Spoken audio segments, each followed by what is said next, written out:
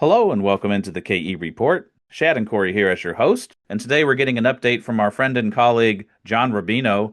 John writes over at Substack, and we'll put a link to his site over here at the bottom of the show notes, so definitely click on that, follow along with everything John writes about from the macroeconomics down to the micro factors affecting the commodity sector, geopolitics, and sometimes just common sense things on health or government or life or finance. So always good thoughts from John. And John, we love having you on the show about once a month here just to dig into the sector we all invest in here, the precious metal space and the commodity space. In particular, we have seen a big move in 2025 in the precious metals, gold and silver, and the related stocks.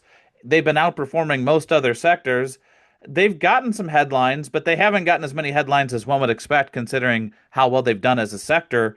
But then obviously over the last 2 weeks, starting last Friday and then throughout this week as we record this here on Wednesday morning, we've seen a corrective move in the sector, not just in gold and silver, but the stocks taking it on the chin even harder. And it creates a weird juxtaposition against earnings season that's about to kick off on Thursday afternoon with Newmont. And we're going to get all these record earnings from the gold and silver producers because Q3 had the highest average price for gold and silver and the biggest margins. So, John, what do you make of this stew of forces of a great sector that's now correcting and spooking people out at the same time as we're getting ready to report record earnings?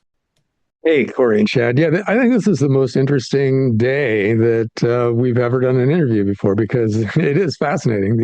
The gold and silver stocks, mining stocks, and gold and silver themselves have had phenomenal runs over the past year, and now they're correcting. Which is, you can make the case that that's really an overdue correction because the gold, for instance, blew through 2,000, then it blew through $3,000 an ounce, and it was bouncing around up in the 4,000 and $300 range, give or take. And that was just a huge run to not have a big correction in. And so we're finally getting that. It's to be expected. It's scary when it happens, and it sucks to see the negative numbers in your account when it happens. But it's absolutely things that happen in bull markets. You know, you pull up any long-term chart for a bull market, and you'll see 3 or 4 or 5 or 6 really stomach-churning corrections. And so this is one of those.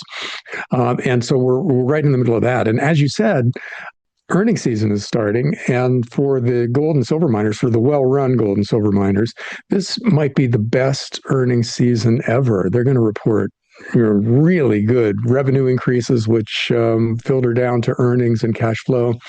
And they're going to use that money for all kinds of good things like buying back stock and paying off debt and maybe making strategic acquisitions. You know, it's just a great time to be a gold and silver miner.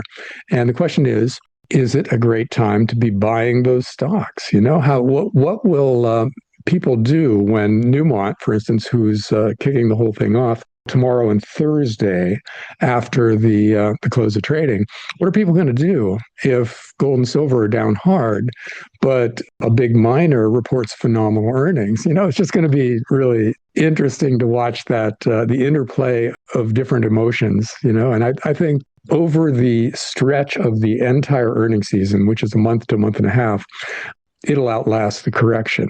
And at some point in the process, if not right away, a good earnings report is going to result in a higher stock price. So we'll have to see when that happens. But I think by the end of this process, it's got to be happening because these numbers are just going to be great that these companies come out with. And, you know, gold and silver is still high enough that we're two-thirds of the way through the first month of the fourth quarter with really good numbers building up for these companies. So, you know, I think the gold and silver bull market obviously has long-term legs because we're still destroying all the big currencies, and until governments stop borrowing huge amounts of money and then printing insane amounts of currency to cover that, the bull market for hard assets like gold and silver will still be in place, and the miners are going to do great. So I think long term, you know, all of this is kind of baked into the cake. Good things are happening, but over the next month and a half, it's going to be fun to watch and fun to think about ways to trade these two very powerful forces that are kind of contending right now. And yeah, this is the kind of thing that you hate, but you also love when you're in a sector like gold and silver. So, John, this brings up the biggest question then is how investors view earnings reports. Because, yeah, you're right. It's going to be record earnings, record cash flows, record margins, pretty much across the board for the miners, especially gold and even silver miners. But if we do have an, let's say, extended correction or a correction where the gold price doesn't do a whole lot, kind of moves sideways or even moves back down, are investors going to look ahead and say, oh, numbers might not be as good in the fourth quarter? Could they project that far out? Or will they simply focus on the last quarter and say, we got to buy these stocks, even though, and I want you to balance this out, that since Newmont's last earnings report, July 24th, gold is up about 28% prior to this correction. Newmont was up just under 60% prior to this correction. So, what will investors look at when they're valuing these earnings and then looking ahead? Well, that's the question, isn't it? Because there's an awful lot to look at. And it's not at all clear what happens in the short run here. Because this, yesterday was a very scary day in precious metals. I don't know this for a fact, but I think the declines in gold and silver, they're the biggest that I can remember seeing. They might be in nominal terms the biggest drops that those metals have ever had. And that's a big, scary day, especially for a market where a lot of people who have been coming in who aren't really hardcore gold bugs. The momentum traders have been taking a hard look at gold and silver and buying in and everything in a lot of cases. And for them just to get in and then get hit with something like this is probably pretty scary. And it's not clear that they're strong hands. They might be in the process of bailing out as we speak right now. And, who knows what that means? We'll just have to see. But I think the majority of people who have been at this for a long time, the people in your audience from a decade ago, they're strong hands who are holding on, and they'll just wait this out and with the expectation of good things on the other side, because it's been such a long wait for the miners to start having this kind of operating and financial success. But it would be a huge shame to bail out on them when they're really just getting going, becoming some of the healthiest companies in the entire stock market complex. So I think eventually this all shakes out in a good way. But over the next week, I have no idea. It's going to be funny to watch. So Newmont stock on Friday morning, in other words, is going to be something that a lot of people are going to be glued to. And I'll definitely be watching that open.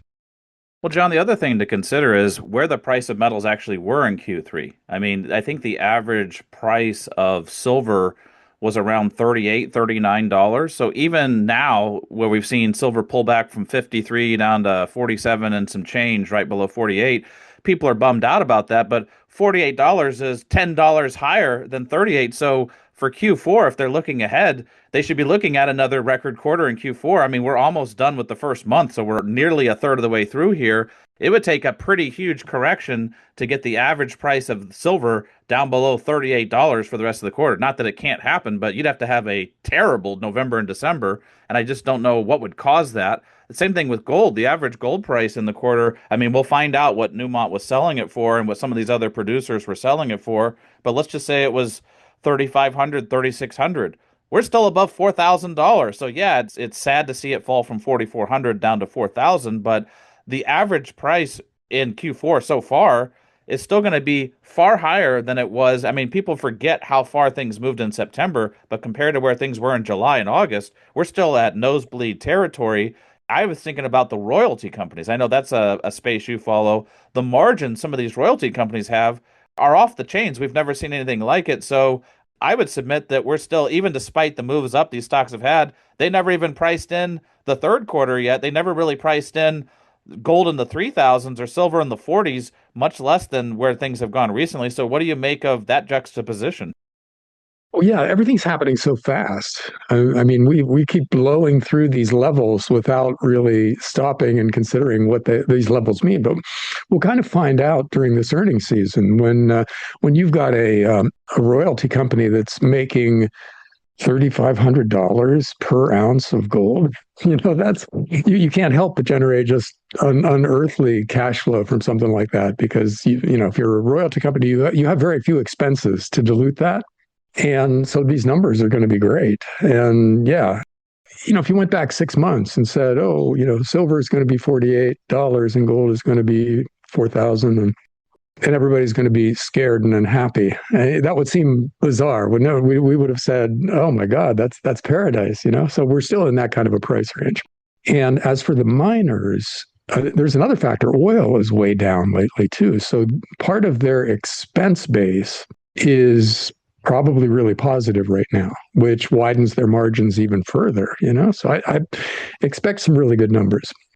And we'll just have to see what people think about them. But corrections are completely normal, and in especially in big bull markets.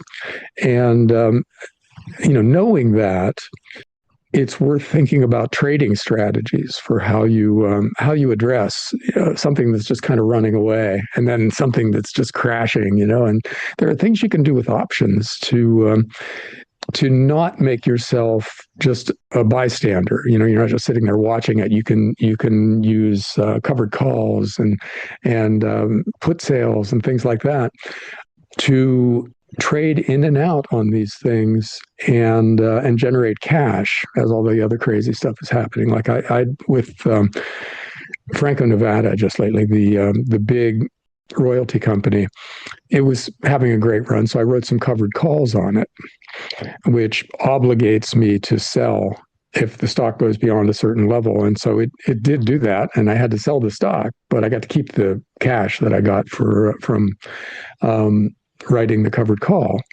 And now that I'm mostly out of Franco-Nevada, I'm looking at selling puts as a way of obligating myself to buy the stock if it goes down a little bit more from here.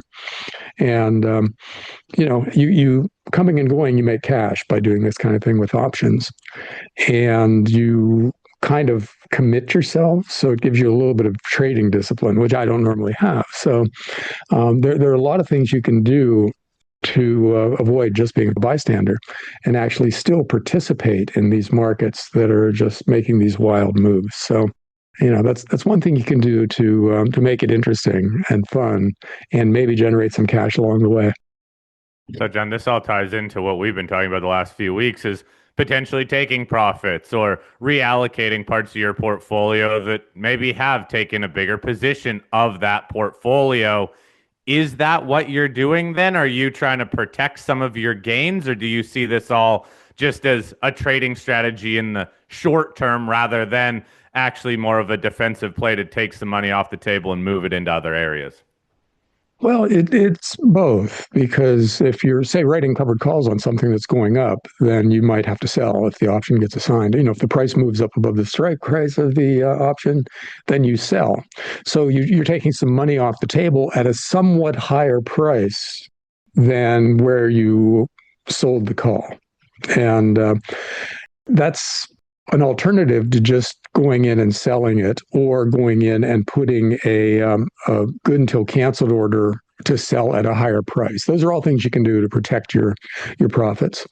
And I just kind of like writing covered calls because it generates some cash right up front. You immediately get credited with something in your account. But in this precious metals bull market, knowing when and how to take profits is really intellectually challenging, because the long-term trend for gold and silver remains up. I mean, as long as governments are screwing up on the scale that they're screwing up, and other central banks are loading up on gold and silver as a way to protect themselves from what they see as these big government financial screw-ups, then the long-term trend for gold and silver is positive. So you could look at that and think, well, I'm not going to sell until $10,000 gold, and then I'll take some profits. But we're seeing with this correction how wildly these markets can move, and it's probably still a good idea, if you have the emotional stability to do it, is just to sit with this stuff. Go to the beach and come back in 5 years, and you'll be fine. But if you're watching it all day long and you don't want to be round tripped in anything, which can still happen in a bull market, you can make a big paper profit and then give most of it back on the way to a higher price at some indeterminate point in the future, and it's still painful. So I don't really have a good set of strategies for people that I would say definitely do in this kind of a market because it's such a positive market. Gold and silver are just probably the best things that you can own over the next decade. And with physical, I will say, I don't think you should sell your bullion. Your stack should be your stack, and it should continue to grow slowly and steadily over time, because that's your generational wealth. That's the kind of thing that saves your great grandkids' life at some point in the distant future. So save that. But with your stocks, it's possible to trade a little bit, to have some fun, to engage yourself in this kind of a market and actually do pretty well in the process. And that's an interesting thing to learn how to do. And now is a really good time to learn how. If you don't, if you have an account that allows you to trade options, but you don't know how to do it, your broker has some tutorials that you could just look up, and then start with a very simple thing like a covered call or something like that, and then see how it goes. And if you like it, there are lots of other strategies you can play with too to keep you engaged while the bull market goes ever upward.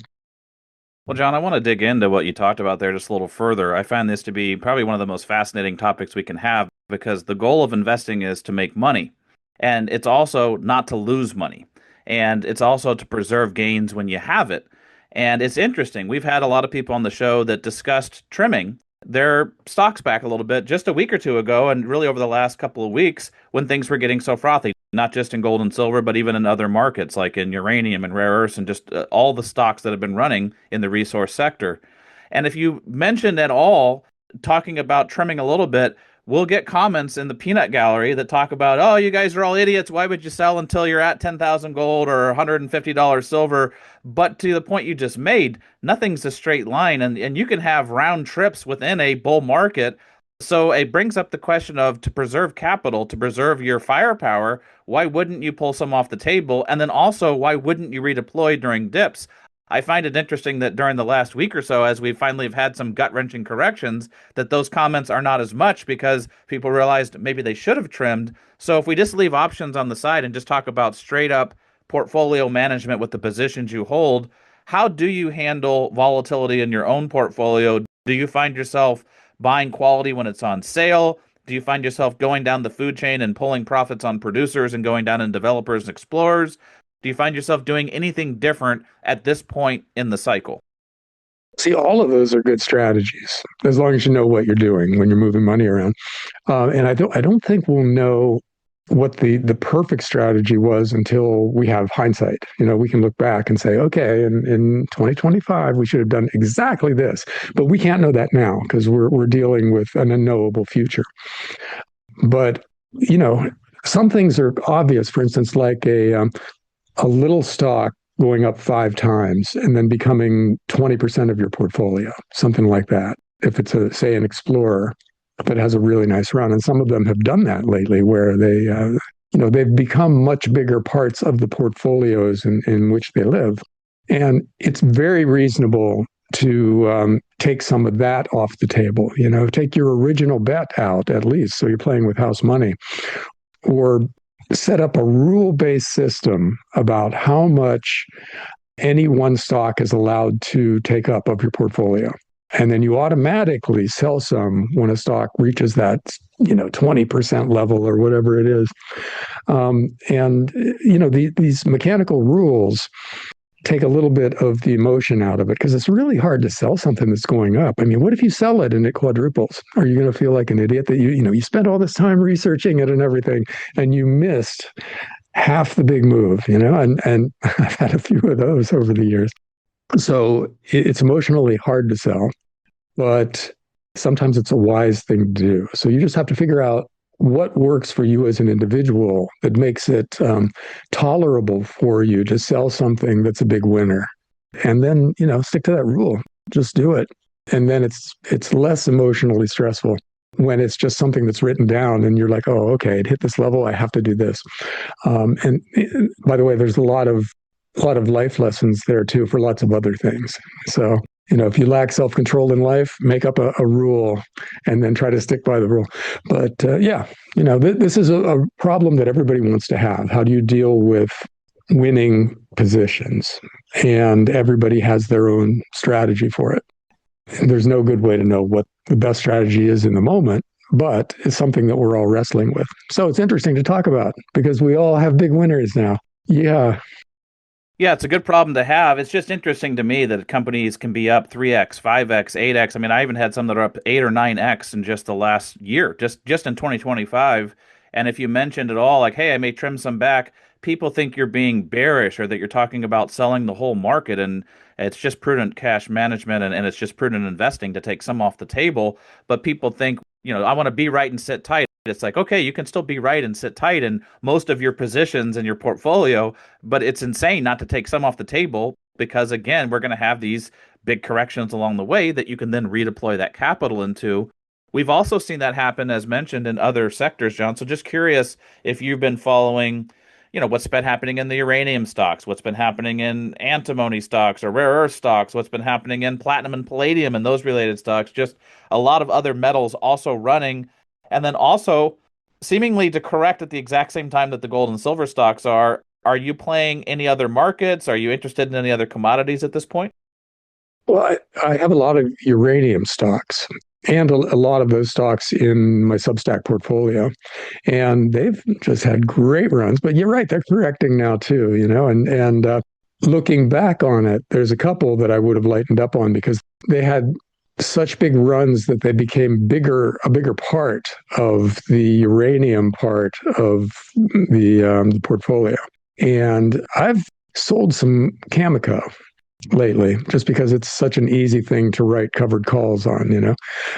But I didn't take any profits in the uranium stocks. And in retrospect, wish I had, but you can never know these things. And uranium is another one of those things that's just a phenomenal market. You're seeing the fundamentals of the market improve so dramatically that you can't go to X right now without some announcement of some other country deciding to build extra nuclear plants. Or what was it just lately? The military, right? The US military has become a big builder of nuclear plants. They've got a bunch more coming online. And that's a trustworthy thing. When the military is going to do it, they're going to follow through and actually build the plant because they don't care about the environmental impact of whatever they're doing, and they can get away with it, and they'll just do it. So, great market. Uranium has a big future, except for the whole thorium thing, which we need to be paying attention to. I've got a Substack post almost ready to go on thorium and whether it's an actual threat to uranium. And don't really have an opinion yet. I'm going to have to come up with one before I post the thing. But, there are always things on the horizon that we need to pay attention to, even when something is as guaranteed almost as uranium looks right now. But yeah, I like the sector. I would have taken a little bit of profit had I known, but it's also a really good long-term holding. I think these uranium miners in particular have great futures and will probably be the kind of thing you can hold for a decade and then look back at this gorgeous price chart that just kept on going up. So, not a big deal if you miss taking some profits now, I think, because I think their future is really bright. Yeah, John, and I think that what you just said about the U.S. government, they're going to be building those micro reactors, and the micro reactors are kind of like small modular reactors. So they actually are more environmentally friendly. They don't have the meltdown risk, and they also are a lot more green than most other sources of power if people are worried about that still, because they're basically running on water and steam. And so, as far as the thorium, I don't want to throw a wet blanket on your article before you write it, but it's been 10 years away for the last 50, 60 years. Initially, the industry had to make a decision back in the 50s and 60s, and they had to pick between thorium or uranium. Undeniably, they picked uranium because of initially the military uses to upgrade to plutonium. But thorium has always been out there as an option. The problem is there's 440 global reactors and another 60 being built, another 120 planned, and none of those are thorium. The whole fuel enrichment cycle is based on uranium. All of the mining is based on uranium. All of the small modular reactors being proposed by AI data centers are based on uranium. So even if a few thorium reactors are built, I don't see how it displaces an industry that's been built over the last 6 decades. So just a thought there. But I guess just as we wrap up, when we look ahead to what's on tap, you still have higher price projections for gold and silver. I think a lot of people still expect nuclear power and uranium to do well, and the same thing with a lot of the other metals. Anything you want to mention, John, as far as an outlook you have, maybe a little more medium to longer term for some of these commodities, or just where we're at in the commodity cycle? Well, yeah, I think the general pipeline for a lot of the commodities, we got to include copper in this great stories list too, because a lot of things. I mean, if the global economy collapses, or if we have a nuclear war or something like that, then all of these stories at least go to the back burner or are just invalid. But as long as there's a functioning global economy, then a lot of these things just basically have to happen. You know, we need a lot more power generating ability and transport. So we need copper, we need uranium, we need natural gas. All of these things basically have very bright futures in the economy as it's evolving.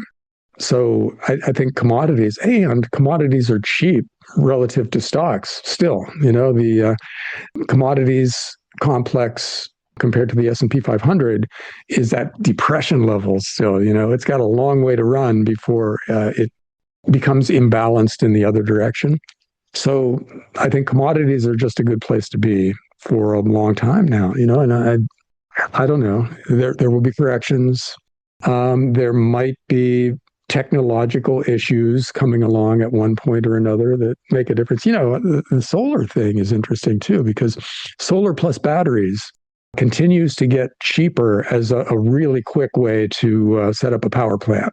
And you know, we'll see if the timing issue is just so much quicker to do that than it is to set up even a natural gas generator. And if that makes a big difference in this equation going forward, I don't know. We'll see. And that would be really good for silver if solar did become a bigger part of the calculus going forward. But those are kind of things we have to pay attention to.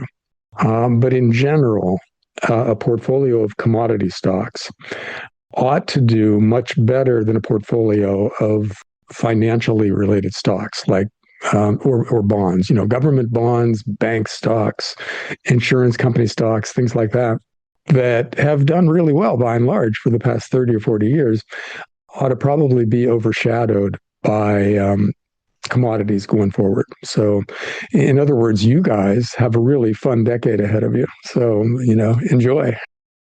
Well, that's nice to hear, John. I think it'll be music to people's ears listening to the call that there's still that kind of a shelf life to the move in commodities, especially relative to other asset classes. Because you're right, when you look at all the charts on commodities versus real estate, commodities versus equities, commodities versus bonds, they have a lot of catch-up work to do, and the other sectors have had quite a blistering few decades, so this may be finally the chance for hard assets to shine, especially in the digital age where people are grasping for something real. So lots of good thoughts here. And if people listening in want to follow along with more thoughts from John, I really recommend checking out his Substack. It's something I read every time he puts out an article. I often will even jump into his comment section and maybe leave a comment or two. So I do think it's worth checking out for those wanting to follow not just the resource sector, but lots of other areas of life, geopolitics, finance. So appreciate you coming on and sharing your wisdom with us here at the KE Report about once a month. And as always, John, looking forward to our next conversation.